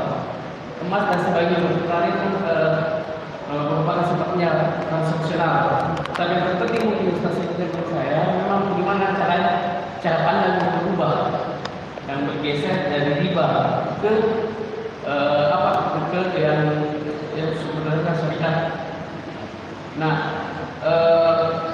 kalau cara pandang sudah terdikai dalam sejarah Islam, tentu saja akan bergeser ke sistem-sistem yang bersifat transaksional. Nah, seperti pertukaran misalnya batu ini kan bagian daripada yang menghindari riba. Nah, yang sulitnya adalah kalau cara pandang yang tidak berubah, maka selalu akan dikaitkan kembali seperti tadi. Kalau saya kasih emas selalu diparalelkan antara berapa nilai emasnya hari ini dan berapa yang akan datang. Selalu akan paralel kepada yang dibagi. Karena ini cara pandangnya yang tidak belum kafah sehingga akan selalu ikut ini berapa nilai emas hari ini, berapa yang akan datang hari ini. Contoh lagi, lada berapa harganya? Kira-kira berapa dinar atau berapa nilai dalam emasnya? Lalu dihitung kembali berapa rupiah, setara nanti dikonversi dengan berapa dinar misalnya. Artinya ini belum kafah, artinya belum selesai cara pandangnya. Apakah ada sistem-sistem yang bisa mengerucutkan nanti seperti itu? Sehingga betul-betul kita tidak menarik kembali ke dalam sistem yang riba itu. Artinya tidak saling menada antara rupiah misalnya dengan rupiah dengan dinar. Tidak betul-betul cara pandang kita tidak mengarah ke sana lagi. Tidak ada kaitan lagi. Tidak dikorelasikan berapa nilai ini, hari ini berapa lagi nilainya ini. Seperti itu. Yang kedua, saya tadi menarik memang karena sistem ini sangat menarik. Tidak ada peraturan memang kalau memang itu bisa ditegakkan ini. Kemudian kalau begitu sampai di mana kira-kira perjuangan ini? Apakah secara nasional nanti ada amil yang bisa kita banyak perkembangan yang bisa menggerakkan? Tentu saya kalau komunitas begini yang kecil tanpa ada dukungan sistem, karena memang ini kan persoalan karena sistem yang merusak. Jadi tentu untuk mengubah ini perlu ada sistem yang lebih masif untuk berkomunikasi. Salam. Nah, jadi kita kan memang belum, karena semua sekarang masih terkait dengan uang kertas, maka ketika membuat harga, ya mau nggak mau kita mengkorelasikan itu. Sampai nanti ketika kita sepenuhnya bisa tidak mengaitkan. Jadi maksudnya gini, apa yang harus kita kaitkan dirham dan dirham itu adalah dengan komoditi. Jadi tadi misalnya satu dirham dapat seekor ayam. Berapapun harga ayam itu, satu dirham pasti dapat seekor ayam. Seperti hanya berapapun harga kambing dalam rupiah, satu dinar dapat seekor kambing. Jadi sudah nggak ada urusan dengan rupiah, gitu. Tapi hari ini kan kita memberi harga dalam rupiah. Baju ini 100.000. Nah, karena itu mau nggak mau kita kemudian mengkonversi jadi dirhamnya berapa. Nah, itu masa transisi memang akan begitu. Tapi kalau bagaimana kita mengubah persepsi? Persepsi itu apa sih? Ya kan? Nabi mengatakan, lakukanlah apa yang kamu tahu, maka Allah akan beritahu yang kamu tidak tahu. Lakukanlah yang kamu tahu, maka Allah akan memberitahu bahkan yang kamu tidak ingin tahu atau kamu belum tahu. Maka kuncinya adalah amal. Amalkan, jalankan ini, maka kamu akan tahu. Masalah dinar dan dirham ini akan sangat sulit, ruwet, sulit kalau terus-menerus didiskusikan, didebatkan, diwacanakan. Tapi sekali diamalkan, tanya yang sudah mengamalkannya, dengan sangat mudah diamalkan. Gitu. Nah, lalu apakah berarti kita memerlukan satu sistem? Nah, sistem inilah yang menghilangkan dinar dan dirham. Jadi kebatilan ini, sistem ini adalah kebatilan. Ya, dan kita diperintahkan bukan melawan kebatilan. Yang diperintahkan pada kita adalah kita tegakkan yang hak. Kita menghadirkan yang hak. Karena Allah berfirman, hadirkanlah yang hak. Karena dengan hak yang hadir, maka yang batil akan musnah. Karena kebatilan pasti musnah. Nah, kenapa hari ini riba merajalela? Karena kita tidak menegakkan yang hak. Kita tidak menghadirkan yang hak. Maka melalui komunitas inilah yang hak itu dihadirkan, supaya yang batil itu musnah. Jadi tidak ada urusannya bahwa itu nanti ada. Nah, ini yang disebut nasional itu apa sih? Nasionalisme itu adalah ciptaan para bankir untuk memastikan bahwa kalau ada yang mengambil hutang pada bank, ya kan? Dan nation ini dibikin berhutang pada bank karena nation ini adalah alat untuk menginvestasikan uang bank. Nah, dia perlu nasabah saya ini siapa yang bertanggung jawab, siapa? Oh, dari Sabang sampai Merauke disebut Indonesia, satu di Semenanjung disebut Malaysia. Nah, jadi nation state itu adalah ciptaan para bankir sesudah revolusi Perancis untuk memastikan bahwa investasinya jalan, ribanya jalan. Gitu. Nah, coba kita lihat ya, kalau kita sudah kembali pada fitrah seperti Sultan Hasanuddin dengan rakyatnya dulu, seperti Iskandar Muda, semua orang menggunakan emas dan perak. Kita perlu kertas, uang kertas itu. Kalau kita nggak perlu uang kertas, ya kan? Perlu nggak bank-bank yang mengedarkan uang? Nggak perlu kan? Dan kita perlu nggak ada lembaga yang diberi hak monopoli untuk mencetak ini? Jadi ketika muamalah hadir, riba ini nanti berhenti dengan sendirinya, menyingkir. Nah, itu tugas kita. Jadi nggak usah ruwet berpikir mesti ada sistem ini, sistem itu. Kata Nabi, lakukan yang kamu tahu, Allah akan beritahu yang kamu tidak tahu. Gitu. Nah, bahwa kita harus membangun jamaah dengan amirnya, dengan pasarnya, tentu itulah amalnya, itulah amalan kita. Gitu. Jadi jangan kita dilumpuhkan karena cara berpikir kita ini yang salah justru, gitu. Ya kan? Nah, jadi insya Allah dengan pengamalan itu semuanya akan dengan sangat mudah. Baik, ada lagi yang lain? Silakan. Silakan.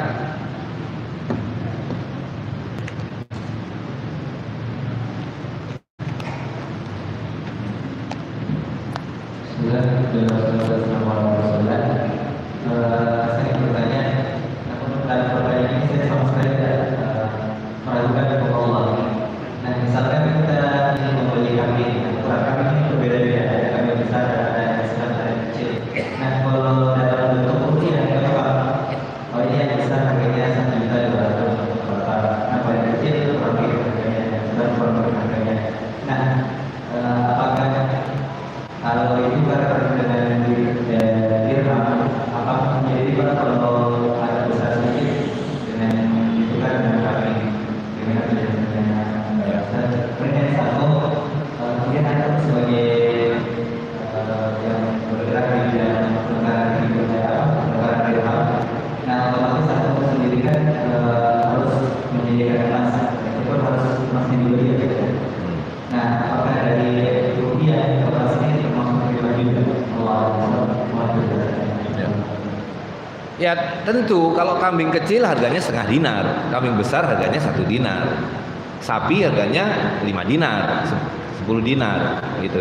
Itu soal jual beli biasa, gitu. Itu tidak ada masalah. Jadi Nabi pernah menyuruh Urwah, sahabatnya, Urwah, kau belikan aku seekor kambing. Dia belikan 1 dinar pada Urwah. Ini dari sini kenapa kita tahu harga kambing. Urwah pergi ke pasar. Nah, Urwah ke pasar, dia beli dapat 2 ekor kambing.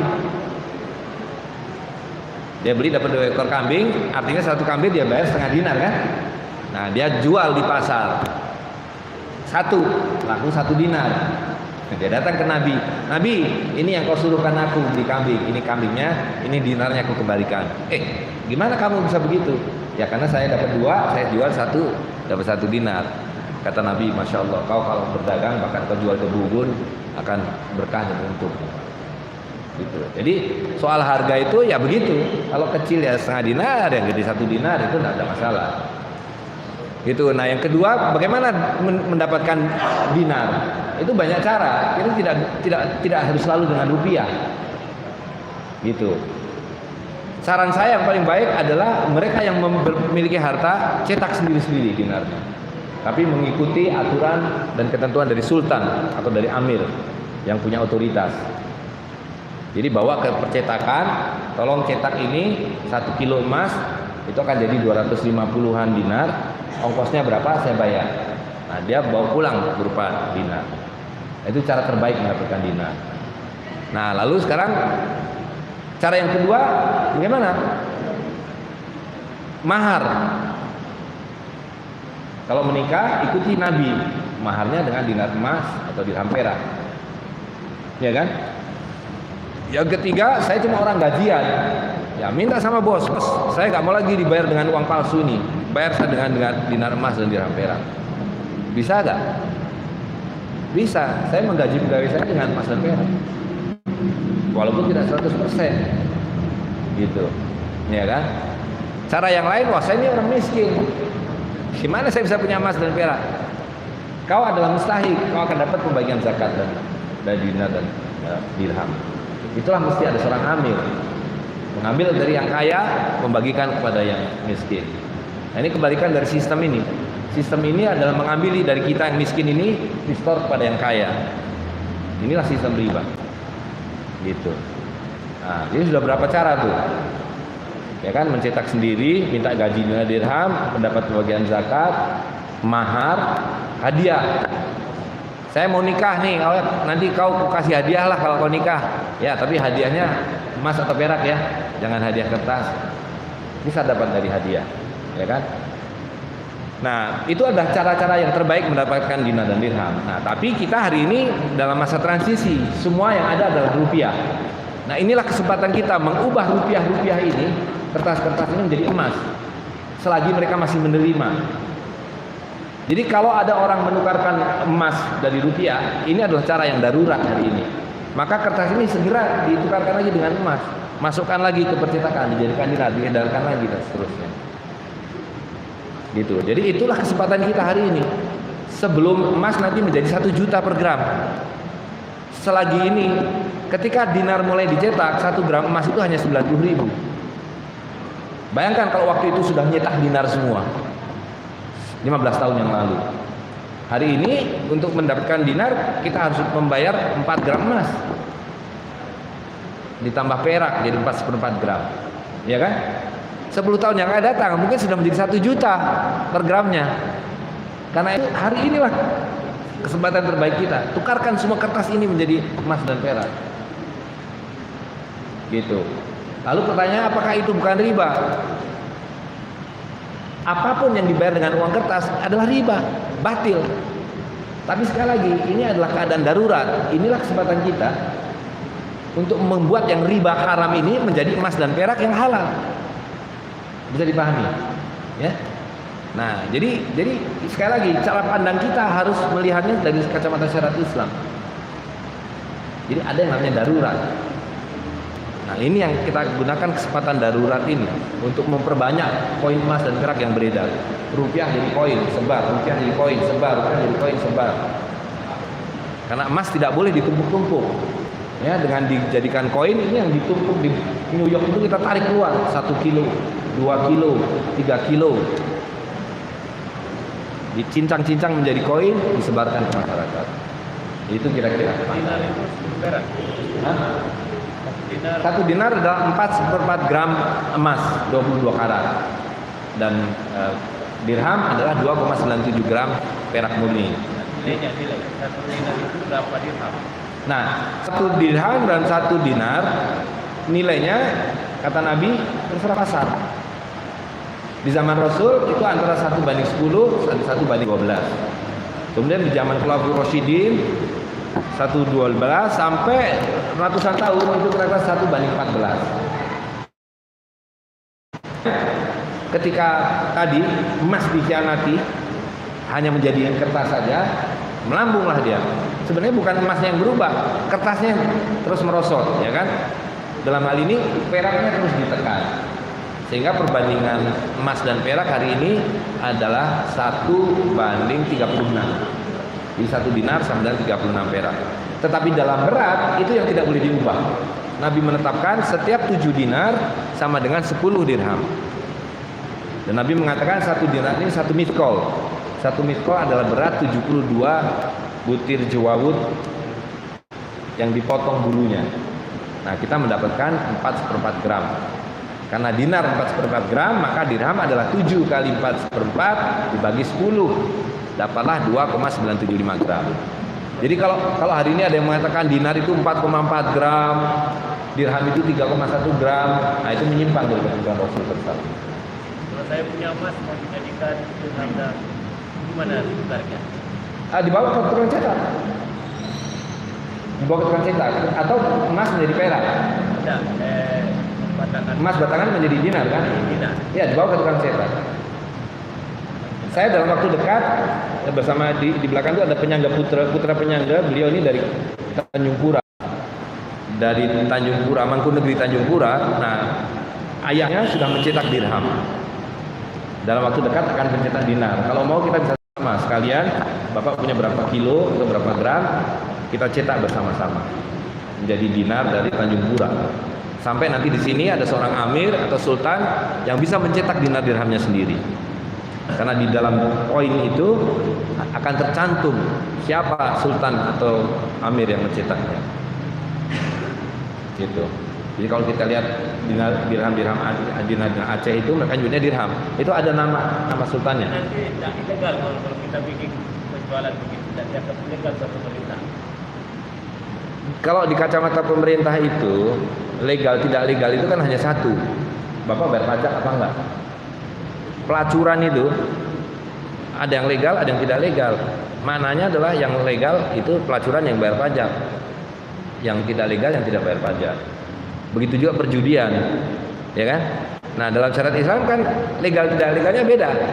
Perjudian kapanpun ilegal, miras kapanpun ilegal, pelacuran kapanpun ilegal, ya kan? Nah, jadi itu kalau kriteria legal tidak legalnya sistem ini. Nah, jadi di sisi yang lain tidak ada satupun undang-undang atau peraturan yang kita langgar. Jadi kalau Bapak membeli lada dengan dolar Amerika atau dolar Singapura atau yen Jepang, itu melanggar hukum. Ya, kalau kita berjual beli dengan selain rupiah di negeri ini, misalnya tadi membayar lada dengan yen Jepang, itu melanggar hukum. Tapi kalau saya membayar lada itu dengan kedelai, ada hukum yang dilanggar. Saya beli kambing Bapak, saya bayar dengan kedelai 50 kilo. Melanggar hukum enggak? Tidak ada hukum yang dilanggar. Nah, begitu juga kalau kedelai ini saya ganti, saya bayar kambing Bapak dengan 4 gram emas. Tidak ada peraturan yang dilanggar.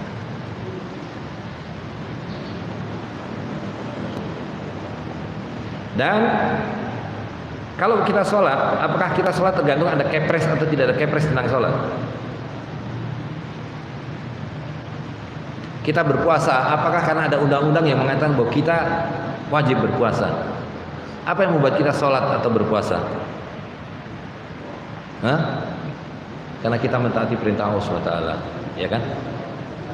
Dan ketaatan kita kepada Allah SWT nggak boleh pilih-pilih. Kita taat sholat, tidak taat dalam jual beli.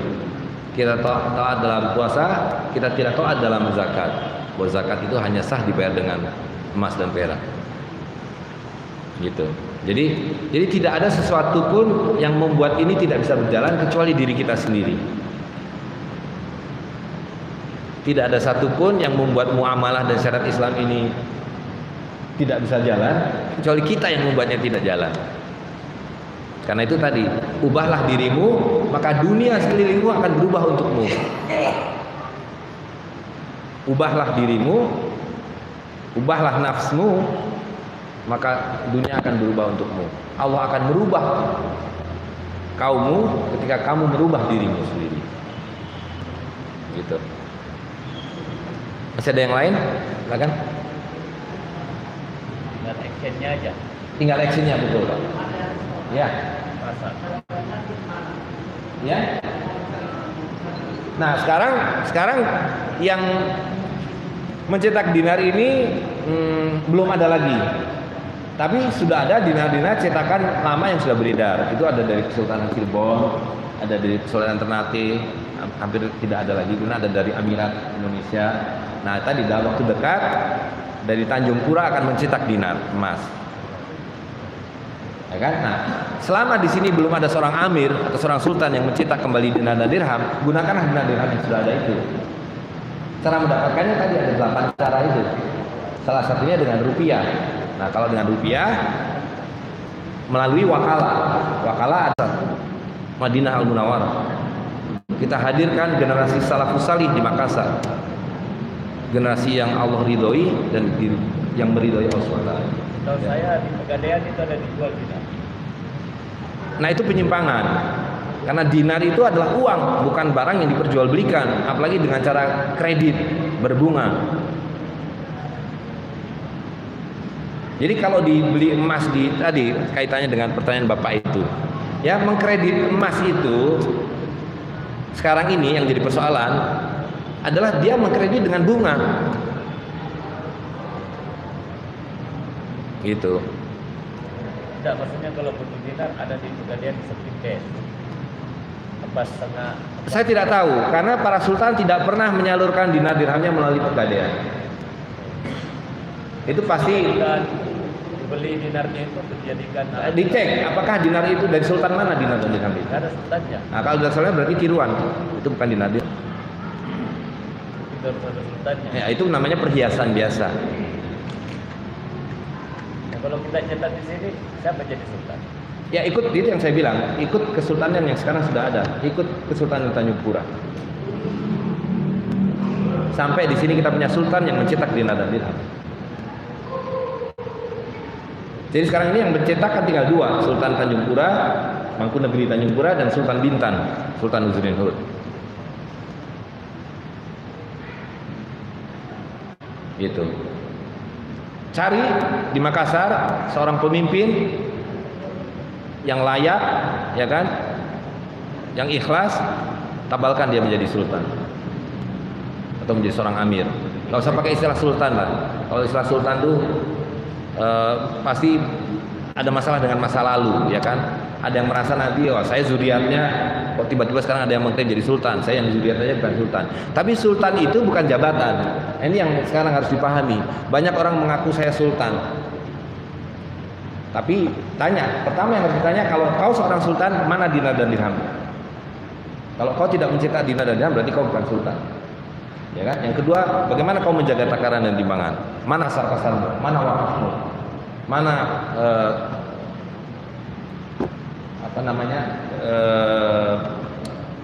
perangkat-perangkat malah yang lain, ya kan, sampai kemudian ya, soal hudud, soal jinayah, soal itu belakangan. Kita harus mengembalikan Islam dari tempat di mana dia dihancurkan. Islam tidak dihancurkan secara militer, tidak pernah ada Islam hancurkan militer. Islam tidak pernah dihancurkan secara politik, karena tidak ada politik dalam Islam. Islam dihancurkan melalui riba. Melalui riba. Ya, digantikan oleh satu sistem riba, yaitu yang dikenal sebagai negara fiskal ini. Itu sebabnya kita harus memahami bahwa Islam itu adalah pemerintahan tanpa negara dan perdagangan tanpa riba. Itu Islam. Hari ini tidak ada Islam. Tidak ada Islam. Yang ada adalah orang-orang yang beragama Islam tanpa Islam. Karena tidak ada elemen-elemen dari Islam yang diperlukan untuk adanya Islam, yaitu amr. Di bawah amr di situ ada dinar dirham, ada zakat, ada baitul mal, ada mufti, ada qadi, ada mustasib, dan lain-lain. Nah, itu yang harus kita kembalikan.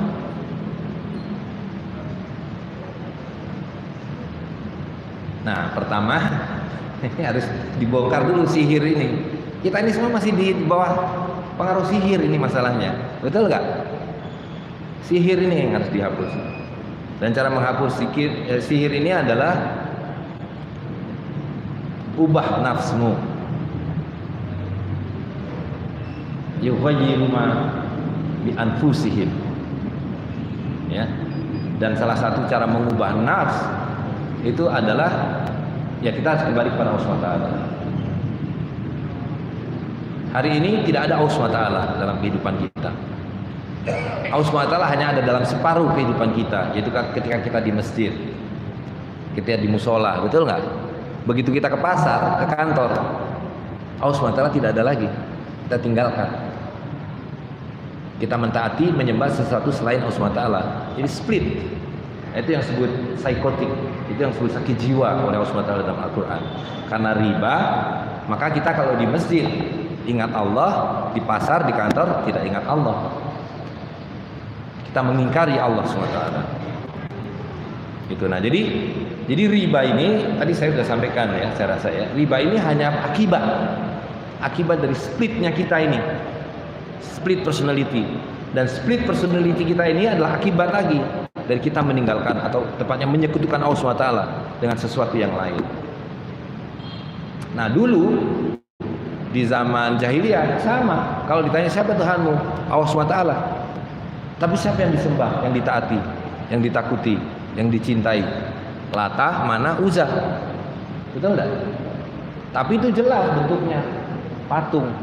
Nah, itu syirik yang paling rendah tingkatnya. Karena jelas kau menyembah-nyembah Lata, Manah, Uzza.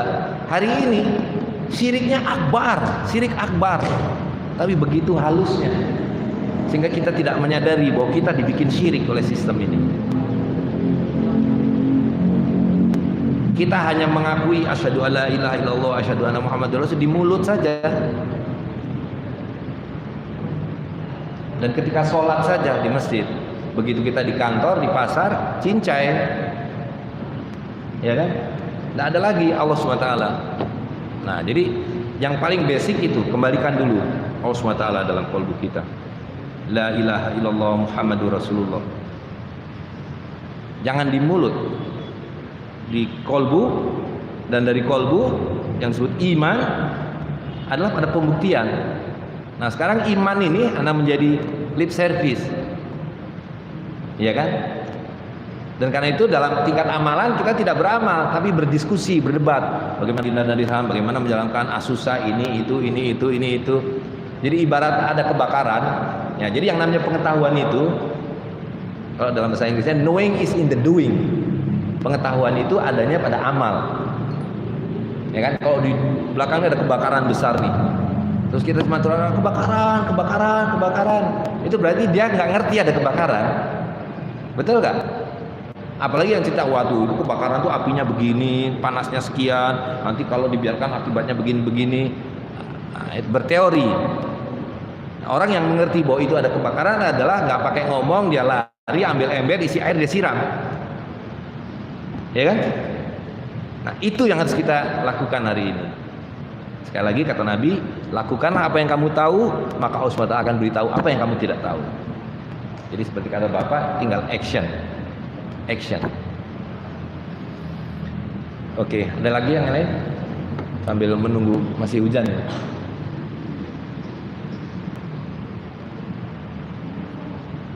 Kita mau bikin pasar dulu. Nah, bismillah. Ini kan halaman besar. Setiap masjid kan punya halaman, walaupun belum menjadi pasar. Dimulai dengan sebagai bazar. Disitulah alat tukar dirham berlaku. Tidak perlu dipaksa, artinya kalau ada yang bawa uang kertas, jual uang kertas ya nggak apa-apa gitu. Karena kan ini bertahap. Ketika Nabi sampai wafatnya Nabi, itu belum ada dinar dan dirham Islam. Karena yang berkuasa secara politik masih Romawi dan Persia. Maka uang yang berlaku adalah koin emas Persia, Romawi, dan koin perak Persia. Begitu Khalifah Umar, baru ketika Khalifah Umar, artinya kira-kira 25 tahun kemudian, dia mulai mengalahkan Persia, barulah dirham dinyatakan ini dirham Islam. Kemudian dikasih kalimat tauhid. Tapi dinar belum, masih pakai dinar Romawi, sampai kemudian Khalifah Malik bin Marwan. Ketika dia mulai mengalahkan salah satu Kaisar Romawi pada waktu itulah, baru dia menegakkan bahwa kita hari ini mengharamkan dinar Romawi dan kita tegakkan dinar kekhalifahan. Gitu. Jadi sama kondisinya dengan hari ini. Jadi ketika Nabi hadir itu bukan dalam keadaan vakum, yang berkuasa adalah Romawi dan Persia. Hari ini yang penguasa kita ya Romawi dan Persia dalam versinya yang lain. Gitu. Maka tadi tugas kita adalah menegakkan yang hak. Kita nggak perlu melawan sistem batil ini, biarkan sistem batilnya akan runtuh.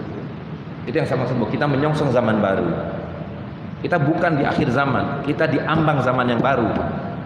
Kalau kita mengatakan kita di akhir zaman, maka kita menunggu Imam Mahdi, kita menunggu Dajjal, kita tidur lari ke gunung. Nah, ini pengajaran-pengajaran yang harus dikoreksi bahwa kita bukan di akhir zaman. Kita adalah di awal, di ambang zaman baru, zaman keadilan, zaman kembalinya dinul Islam. Silakan. Oke, karena ada pertanyaan. Ya. Pakai mic biar yang lain dengar. Jadi kita sampaikan tadi, emas itu bukan komoditi, tapi dialakukan dengan uang emas. Jadi selama ini yang bisa dapatkan kita dari itu apa aja ini? Kalau saya awalkan atau ditulis ini harga 10.000 atau ini ditukar dengan beras per kilo Ya. atau mungkin pulang kami saja. Ya. Yang ketiga, coba saya jelaskan dengan saya berbicara. Ini dinar. Kita Tanjung Pura. Bukan, itu Cirebon. Oh, Pas. Sultan. Sepuh. Sultan sepuluh. Ini dirham. Banyak yang berlaku ya. Ya. Nah, kalau dirham ini dulu dari Amirat, jadi nggak ada nama amirnya. Oh, ini ya. Amirat sini, Amirat. memang nilainya di sini Mas ya. Iya, itu 1 dirham. Jadi kalau seandainya kita sebut jadi cincin bisa ya. Dan mungkin yang paling selama ini berlaku Iya. kita menghadapi Ya, emas, kalau kita mau cari cincin dan kita harus dari kita dan kita mau cincin itu bisa dilakukan dengan emas gitu. baik saja. Ya, gitu. Iya, tentu emas dan perak bisa bikin cincin, ya kan? Tapi Allah SWT mengharamkan itu, kecuali bagi kaum perempuan. Jadi satu-satunya yang boleh menggunakan emas sebagai selain uang adalah kaum perempuan.